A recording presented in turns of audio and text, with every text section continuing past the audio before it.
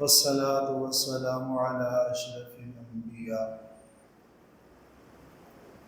الحمد لله رفع السماء بقدرته ودحى الأرض بمشيئته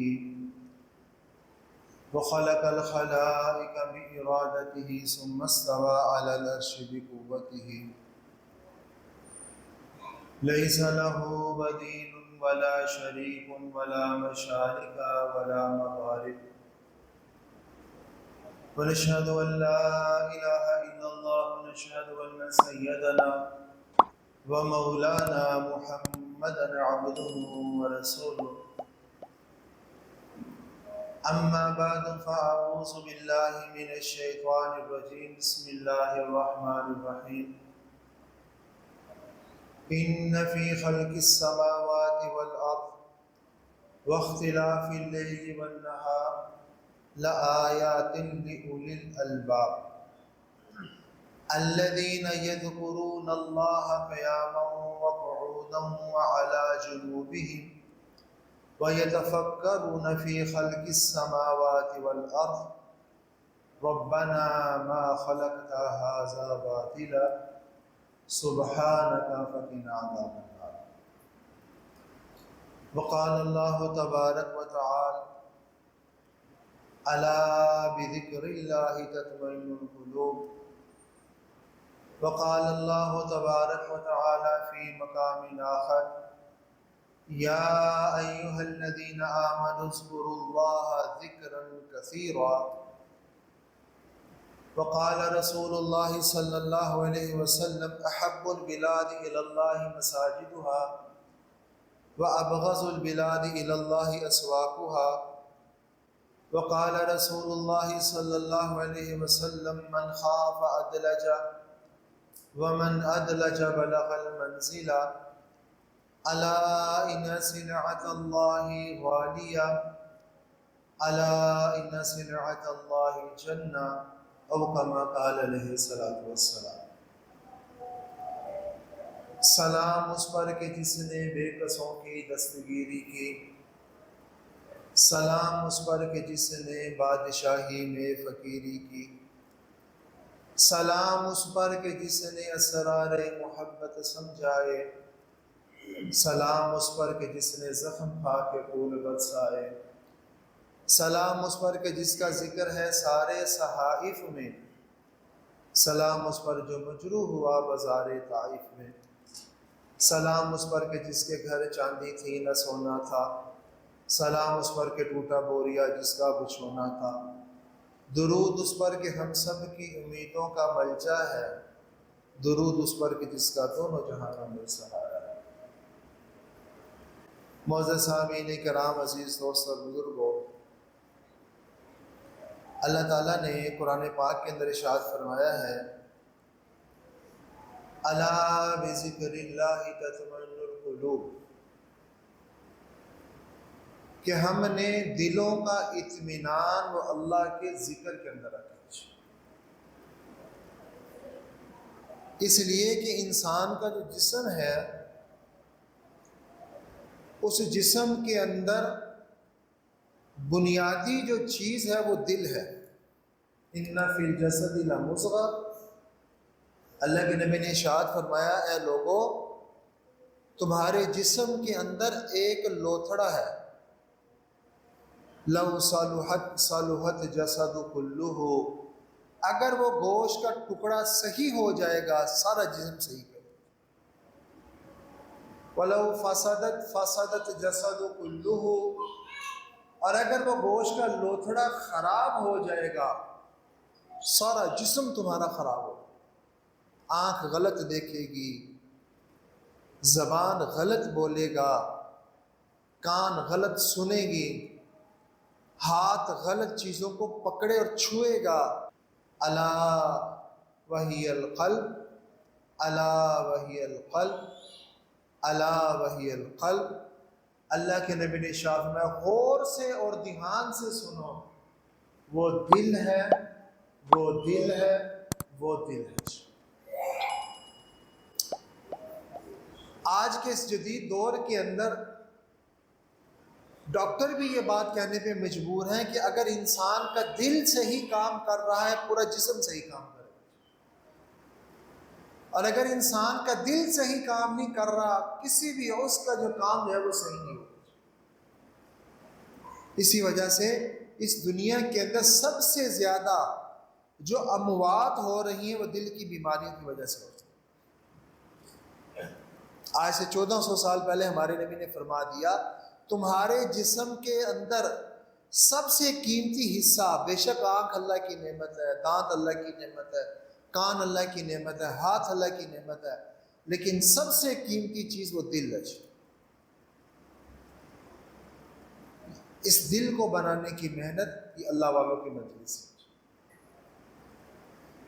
الذین یذکرون اللہ قیاما وقعودا، اللہ فرمائے ان فی خلق السماوات والارض، بے شک کہ اس زمین آسمان کے بنانے کے اندر، واختلاف اللیل والنہار، دن اور رات کے اس اختلاف کے اندر، لآیات لأولی الالباب، اس کے اندر تو عقل والوں کے لیے بڑی نشانی ہے کہ کیسے یہ دن سے رات بن جاتا ہے، کیسے یہ رات سے دن کے اندر تبدیل ہو جاتا ہے، کیسے اللہ تعالیٰ نے کون سی ذات ہے جس نے ایسا خوبصورت آسمان بنا دیا، وہ کون سی ذات ہے جو آسمان سے بارشوں کو نازل فرماتی ہے، وہ کون سی عظیم ذات ہے جس نے انسان کے لیے زمین کو بچھونا بنا دیا۔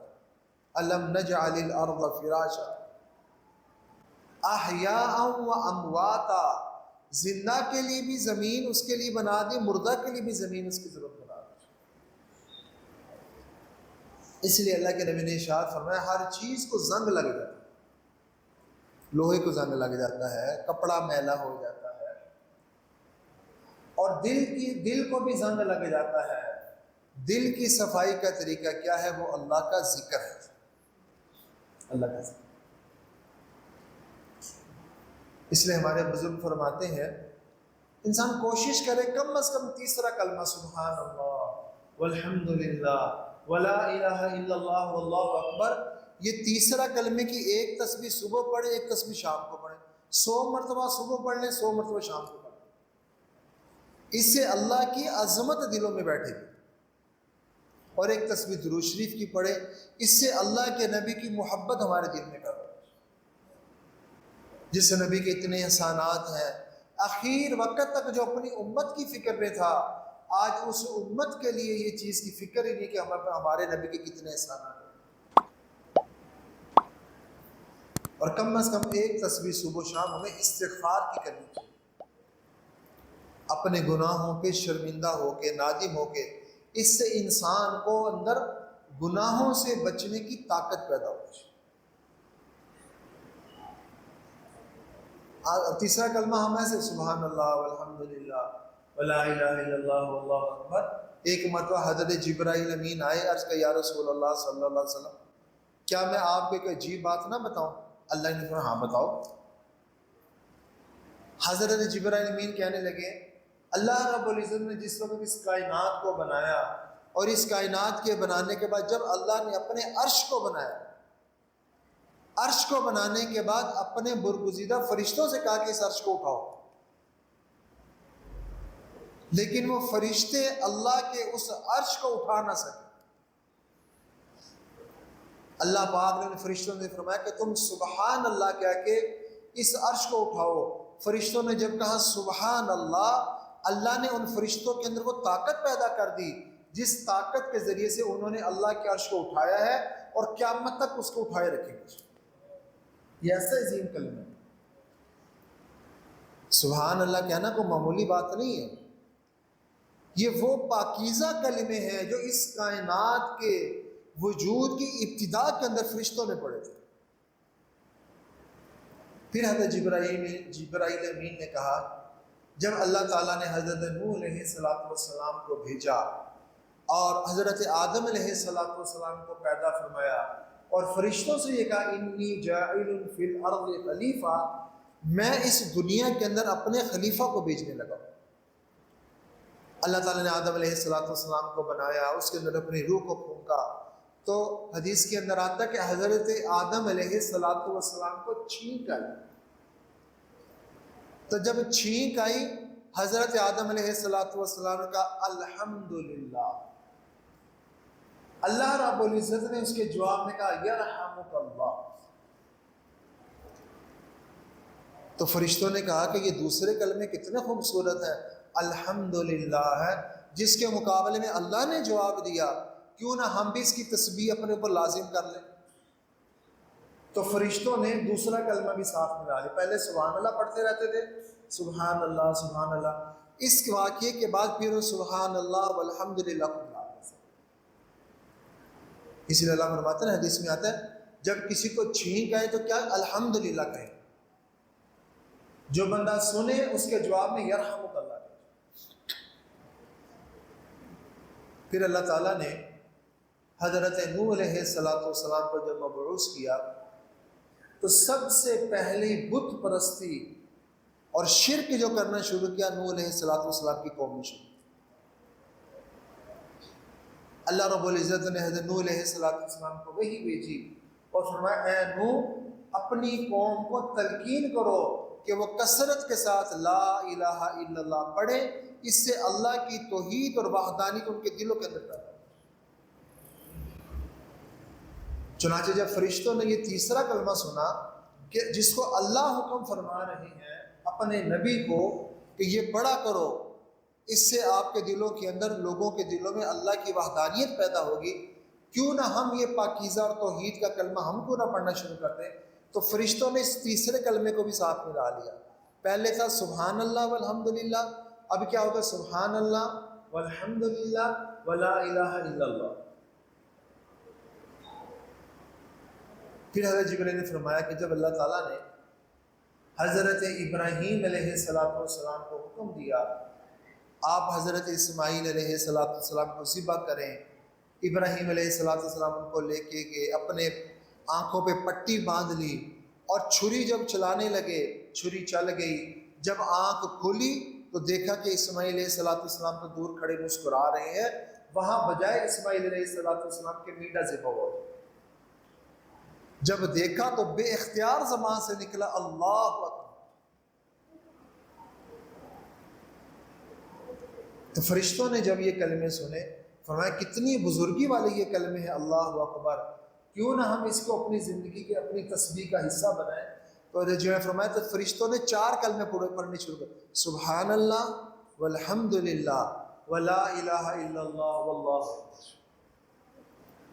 حضور اکرم صلی اللہ علیہ وسلم نے جب یہ واقعہ سنا تو تعجب کے طور پہ کہنے لگے لا حول ولا قوت الا باللہ. حضرت جبرائیل امین کہنے لگے یا رسول اللہ صلی اللہ علیہ وسلم آپ اس کلمے کو بھی ملا لیں، یہ آپ کی امت کی تسبیح ہوگی. اسے میں پیارو یہ جو تیسرا کلمہ ہے سبحان اللہ والحمدللہ ولا الہ الا اللہ واللہ اکبر ولا حول ولا قوت الا باللہ، اس کے اندر انبیاء علیہ السلام کی قربانی کا تذکرہ ہے. کائنات کو پیدا ہونے سے لے کے حضرت آدم علیہ السلام، حضرت نوح علیہ السلام، حضرت ابراہیم علیہ السلام اور حضور اکرم صلی اللہ علیہ وسلم کی محبت کا اس کے اندر تذکرہ ہے. اس لیے علماء فرماتے ہیں کہ انسان کا دل کی صفائی کا ذریعہ یہ اللہ کا ذکر ہے. اس لیے حضرت عبداللہ بن عباس رضی اللہ عنہ ارشاد فرماتے ہیں کہ من الجنت والناس، اور اس آیت مبارکہ کی تفسیر میں ارشاد فرماتے ہیں کہ انسان کے ساتھ جو شیطان ہے وہ انسان کے دل کے پاس بالکل مچھر کی طرح بالکل اس کے پاس بیٹھا رہتا ہے، اور جب وہ انسان کے دل کو غافل پاتا ہے تو اپنے وسوسے کا ڈنگ جو اس کے دل کے اندر ڈال دیتا ہے، اور جب انسان کو ذاکر پاتا ہے تو وہ فوراً اپنی سونڈ کو پیچھے کر لیتا ہے، پھر کوشش کرتا ہے، پھر اس کو جو ہے جب ذاکر پاتا ہے پھر شیطان اپنی سونڈ کو پیچھے کر لیتا ہے. جو ہی اس کو غافل پاتا ہے اپنے وسوسے کا زہر اس کے دل کے اندر ڈالتا ہے. اس لیے اللہ تعالیٰ نے قرآن پاک کے اندر ارشاد فرمایا یا ایھا الذین آمنوا اذکروا اللہ ذکرا کثیرا، اے ایمان والو تم اللہ کا ذکر کرو کثرت کے ساتھ۔ علماء فرماتے ہیں اللہ نے جو بھی عبادت فرض فرمائی ہے اس کی کوئی مقدار کو بھی ذکر فرمایا، متعین بھی فرمایا۔ بعض ایسی عبادات ہیں جس کا کوئی وقت مقرر ہے، نماز ہے اس کا وقت ہے، روزے ہیں اس کا کوئی وقت ہے، حج ہے اس کا کوئی محل اور مقام اور وقت ہے، انسان کے اوپر زکوٰۃ ہے اس کی کوئی نہ کوئی مقدار مقرر ہے۔ لیکن اللہ کا ذکر ایک ایسی چیز ہے جس کی اللہ نے کوئی حد مقرر نہیں فرمائی، بلکہ فرمایا جتنا ہو سکے تم اللہ کا ذکر کرو۔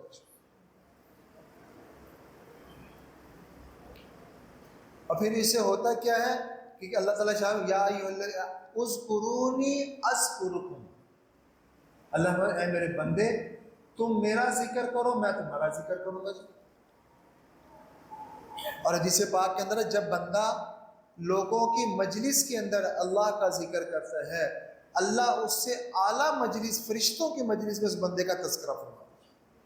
کتنی بڑی بات ہے۔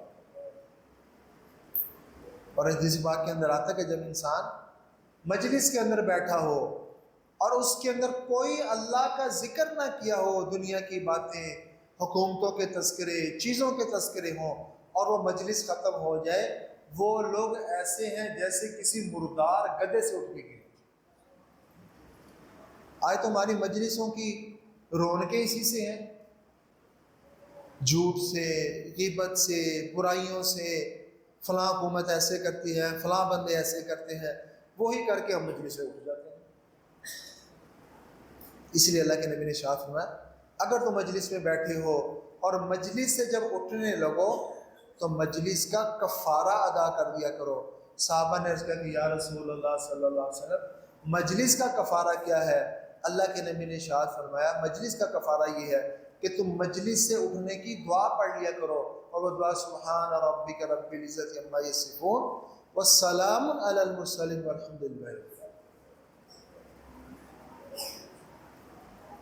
اور ذکر سے مراد موقع محل کی جو دعائیں ہیں یہ بھی اللہ کے ہاں قبولیت کے دروازے دیکھے۔ اس حدیث پاک کے اندر آتا ہے ان هذه الحشوش لمحتضرات، یہ جو بیت الخلاء ہے، یہ جو گندگی کے ڈھیر ہیں، یہ شیاطین کے حاضر ہونے کی جگہ ہے۔ اس لیے علماء فرماتے ہیں کہ ہمیں چھوٹے بچوں کو ان ویران جگہوں پہ نہیں بھیجنا چاہیے اور ان گندگی کی جگہوں پہ نہیں بھیجنا چاہیے، اس لیے کہ یہاں پہ شیاطین ہوتے ہیں جس سے وہ بڑوں کو بھی پریشان کرتے ہیں، بچوں کو زیادہ پریشان کرتے ہیں۔ اب وہاں پہ جانے کا طریقہ کیا ہے؟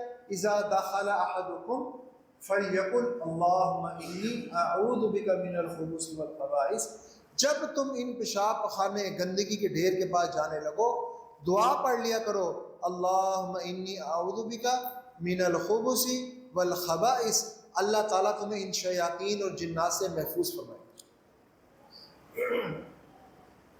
آج کیونکہ ہمارے ہاں اللہ معاف کرے ہر کمرے میں تو ہم نے بیت الخلاء بنایا ہوا، اٹیچ باتھ روم ہے، آنکھوں سے ابھی اٹھتے ہیں فوراً بیت الخلاء باہر، کوئی پتہ نہیں کون سے پاؤں سے داخل ہوئے ہیں، کون سے پاؤں سے ہم نے نکلنا ہے، داخل ہوتے وقت ہم نے کیا دعا پڑھنی ہے، نکلتے وقت ہم نے کیا دعا پڑھنی ہے، جس کی وجہ سے ہر گھر کے اندر بیماری پھیلی۔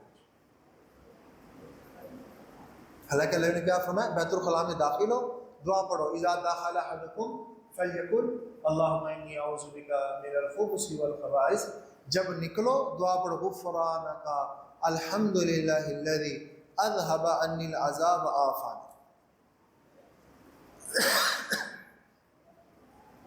اسی طرح حدیث پاک کے اندر آتا ہے جب تم گھر میں داخل ہو جاؤ تو کیا پڑھو بسم اللہ الرحمن الرحیم پڑھ کے داخل ہو۔ جو آدمی بسم اللہ پڑھ کے داخل ہوتا ہے شیطان یہ کہتا ہے لا مبیت لنا ولا عشاء لنا، آج تو ہمیں اس گھر کے اندر نہ ٹھہرنے کے لیے جگہ نہ کھانے کے لیے کوئی جگہ۔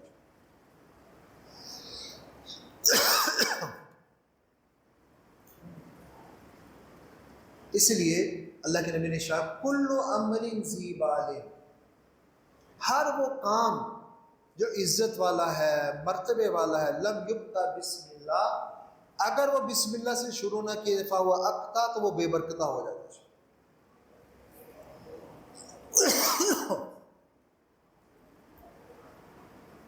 چنانچہ حدیث پاک میں آتا ہے، ایک مرتبہ حضور اکرم صلی اللہ علیہ وسلم بیٹھے تھے، تو آپ کھانا کھا رہے تھے، تو ایک بچی وہاں کھیل رہی تھی، وہ بچی کھیلتے کھیلتے یکدم آ کے دسترخوان پہ بیٹھ گئی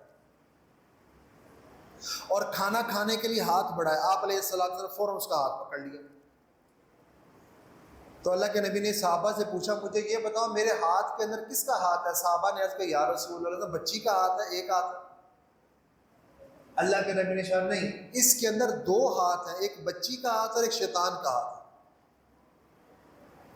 اس لیے کہ یہ بچی کھانا کھانے لگی تھی، اس نے بسم اللہ نہیں پڑھی تھی، اس کے ساتھ شیطان اس کے کھانے کے اندر شریک ہونے لگا تھا، میں نے اس کا ہاتھ پکڑ لیا۔ آج ہم خود سوچیں، کیا ہم نے کبھی سوچا ہے کہ ہمارے بچہ جو ساتھ بیٹھا ہے کبھی اس میں بسم اللہ پڑھتے ہیں؟ ہم اس کو تلقین کرتے کہ نہیں کرتے؟ یا ہم خود اس چیز کا اہتمام کرتے ہیں جب کھانا کھانے لگیں تھوڑا بلند آواز میں بسم اللہ پڑھ لیں تاکہ پاس بیٹھنے والے اس کو بھی تعلیم ہو جائے، اس سے ہمارے کھانے کے اندر شیطان داخل نہیں ہوگا۔ تو یہ وہ اعمال ہیں جن اعمالوں کی برکت سے اللہ ہماری دنیا میں بھی برکت دیں گے، آخرت میں بھی برکت دیں گے۔ کتابوں میں واقع آتا ہے کہ بنی اسرائیل کے اندر 3 شخص تھے، ایک آدمی کوڑی تھا، ایک جو ہے وہ گنجا تھا، اور ایک جو ہے وہ نابینا تھا۔ اللہ تعالیٰ نے ان کی آزمائش کے لیے ان کے پاس ایک فرشتے کو بھیجا۔ فرشتہ پہلے کوڑی کے پاس گیا، اسے کہنے لگا تیری دل کی کیا خواہش ہے؟ وہ کہنے لگا میری دل کی خواہش یہ ہے کہ اللہ تعالیٰ مجھے اس بیماری سے نجات دے دے، مجھے اللہ سے دے دے۔ اس فرشتے نے، وہ تو فرشتہ تھا، فرشتے نے اللہ سے دعا کی، اللہ نے اس کو ٹھیک کر دیا۔ انہوں نے پوچھا کہ اچھا اور کیا تیری خواہش ہے؟ انہوں نے کہا میری خواہش یہ ہے کہ اللہ تعالیٰ مجھے جو ہے وہ گھوڑے دے دے۔ اللہ تعالیٰ نے اس میں دعا کی، اس کو اللہ تعالیٰ نے گھوڑے دے دی۔ اب وہ آگے اس کا ریوڑ بڑھ گیا، یہ ہو گیا، وہ ہو گیا۔ وہ فرشتہ اس کے بعد اس گنجے آدمی کے پاس گیا، اس سے پوچھا کہ تیرے دل کی خواہش کیا ہے؟ انہوں نے کہا میری خواہش ہے اللہ تعالیٰ مجھے بال دے دے۔ ابھی کبھی ہم سوچتے نہیں بال اللہ کی کتنی بڑی نعمت ہے۔ اس فرشتے نے اللہ سے دعا کی، اللہ نے اس کو بال دے دیے۔ پوچھا کہ تیری کیا خواہش ہے؟ اس نے کہا میری خواہش یہ ہے کہ اللہ تعالیٰ مجھے اونٹ دے۔ اس نے اللہ سے دعا کی، اللہ تعالیٰ نے اس کو ایک گھابر اونٹنی دے دی۔ اور پھر تیسرے آدمی کے پاس گیا جو نابینا تھا، اس سے پوچھا کہ تیری کوئی دل کی چاہت ہو؟ اس نے کہا کہ میری دل کی چاہت یہ ہے، اللہ تعالیٰ نے مجھے سب کچھ دیا ہوا ہے، کاش اللہ تعالیٰ مجھے آنکھیں دے دے جس سے میں اللہ کی تخلیق اور کائنات کو دیکھوں۔ اس فرشتے نے اللہ سے دعا کی، اللہ تعالیٰ نے اس کی جو ہے آنکھوں کو درست فرما دیا۔ پھر اسے پوچھا کہ تیری چاہت اور کیا ہے؟ اس نے کہا کہ اللہ تعالیٰ گزارے کے لیے مجھے کوئی اگر بکری دے دے تو چلو میرا گزارا ہوتا رہے گا۔ اللہ سے دعا کی، اللہ نے اس کو بکری دے دی، اور فرشتہ چلا گیا۔ کچھ عرصے کے بعد اللہ نے ان کے جانوروں میں اتنی برکت دے دی کہ ریوڑ کے ریوڑ ہو گئے ان کے پاس۔ اللہ نے پھر اس فرشتے کو آزمائش کے لیے اس کے پاس بھیجا۔ دیکھو انسان پہ نعمت آئے اس پہ بھی اللہ کی طرف رجوع کرے، تنگ دستی آ جائے پھر بھی اللہ کی طرف رجوع۔ تو سب سے پہلے وہ فرشتہ اس کوڑی آدمی کے پاس گیا جو بڑا خوبصورت تھا، اللہ نے اس کو بڑا مال دے دیا تھا۔ وہ اسے کہنے لگا، وہ فرشتہ غریب آدمی کی شکل میں، فقیر آدمی حاجت مند کی شکل کے اندر اس آدمی کے پاس گیا اور کہنے لگا کہ دیکھ میں بڑا فقیر ہوں، ضرورت مند، حاجت مند ہوں، تو میری کوئی مدد فرما۔ اللہ نے تجھے اتنا مال دیا ہوا ہے، اتنا تجھے جو ہے نظام بنا رکھا ہے۔ وہ کہنے لگا جا میری تو اور بڑی ضرورتیں ہیں۔ آج ہمیں یہی ہوتا ہے نا، آج اللہ تعالیٰ جب مال دے دیتا پھر کہتے ہیں یار اللہ کے بچوں کی فیس، ہم نے بچوں کی فیس ادا کرنی ہے، بجلی کے بل ادا کرنے ہیں، جناب یہ کام کرنا ہے، بچے کی شادی کرنی ہے۔ اللہ کے نام کے لیے اس وقت نکالتے جب ہم پہ کوئی پریشانی آ جاتی، یا جب بالکل بچ جاتے ہیں پھر کیا یہ آدھی بوری بھی سیتے دیا ہو۔ وہ فرشتہ کہنے لگا تجھے پتہ نہیں، اور تو کوڑی تھا، اللہ نے تجھے صحت عطا فرما دی۔ وہ کہا جا تجھے کیا پتا، میں تو شروع سے حسب نسب والا، خوبصورت شکل والا۔ جب اس نے دھکے دے کے اس کو باہر نکالا، فرشتے نے دعا کی، اللہ نے اس کی ساری کی ساری نعمتوں کو چھین لیا۔ پھر وہ فرشتہ جو ہے اس جو گنجا آدمی تھا اس کے پاس گئے، اس کے جو اونٹ تھے وہ اللہ نے بول ریوڑ تھا، سب کچھ تھا، اس کے پاس غریب فقیر بن کے گیا کہ تو میں غریب آدمی ہوں، حاجت مند ہوں، تو میری کوئی مدد فرما۔ وہ کہنے لگا جا جا، میرے تو اپنے بڑے خرچے ہیں۔ وہ کہنے لگا دیکھ تو غریب آدمی تھا، تیرے سر پہ بال نہیں تھے، تجھے اللہ نے اتنی نعمتیں دے دی تو اب اللہ کے نام پہ ذرا سا بھی نہیں دیتا۔ وہ کہنے جا جا، تجھے کیا پتا، یہ تو میں خاندانی مالدار ہوں، خاندانی میں خوبصورت ہوں، تجھے اس چیز کا پتا، کیا پتا اس کو دھکے دے کے باہر نکال۔ وہ تو فرشتہ تھا، اس نے اللہ سے دعا کی، اللہ تعالیٰ نے اس کے سارے مال کو ہلاک و ہلاک کر دیا۔ آج ہمارے اوپر جو حالات آ رہے اس کی وجہ یہ ہے کہ آج ہم اللہ کے نام پہ خوشی سے نکالنے کے لیے تیار ہیں۔ اب یہ تقریباً گندم کٹ کے تقریباً ختم ہو چکی، شاید کو بچی ہوگی، ہم سب سوچیں کہ ہم نے کتنا اس کے اندر عشر نکال کے اس کے مقام پہ پہنچایا۔ وہ فرشتہ جو ہے وہ تیسرے آدمی جو نبینا تھا اس کے پاس گیا، کہنے لگا کہ میں فقیر آدمی ہوں، حاجت مند ہوں، مجھے جو ہے میری کوئی مدد فرما دے۔ وہ آدمی کہنے لگا اللہ نے مجھے اتنا مال دیا ہے، جا یہ ریوڑ ہے، اس ریوڑ میں سے تجھے جتنی بکریاں پسند ہے اتنی لے جا، میں تو غریب آدمی تھا، اللہ نے اپنے فضل سے مجھے اتنا مال عطا فرما دیا، میری تو آنکھیں نہیں تھی، میں تو اس اللہ کا شکر ادا نہیں کرتا جس نے اللہ نے مجھے آنکھیں عطا کر دی۔ لہذا اگر تو اللہ کے نام پہ لینے کے لیے میری تو خوشی ہے کہ اللہ کے نام پہ میری کوئی چیز نکل جائے، جا میرے جو ہے جگہ پہ چلا جا، ریوڑ میں چلا جا، وہاں جو بکری جتنی تجھے پسند ہے اپنے ساتھ لے جا۔ وہ تو فرشتہ تھا، وہ تو آیا امتحان کے لیے تھا۔ اس لیے اللہ فرماتے حالات اللہ کی طرف سے آزمائش کے طور پہ آتے ہیں۔ انسان اس آزمائش کے اندر جب اللہ کے حکم کو پورا کر دیتا ہے، اللہ راضی کر کے اس کے مال کو بھی دے دیتے ہیں، بلکہ اس کو بڑھا دیتے ہیں۔ تو فرشتہ کہنے لگا دیکھ تیرے دو ساتھیوں نے اللہ کے نام پہ دینے کا انکار کیا، اللہ نے اس کا مال بھی چھین لیا، اس کی صحت بھی چھین لی، لیکن تو نے اللہ کے نام کے لیے اپنے سارے مال کو پیش کر دیا، جا تجھے تیرا مال بھی مبارک ہو، تجھے تیری جان بھی مبارک ہو۔ آج ہماری جانوں میں کیوں برکت نہیں ہے؟ اس کی وجہ یہی ہے کہ آج ہم اللہ کے نام کے لیے نہ اپنی جان لگانے کے لیے تیار ہے، نہ مال لگانے کے لیے تیار ہے۔ شادی کا موقع ہو، وہاں پہ بینڈ باجے پہ کتنے پیسے لٹائے، وہاں پہ جناب شادی ہال والے کو کتنے دیے، اللہ کے نام کے لیے کتنے، یار 500 روپیہ مسیحے دے مر کے۔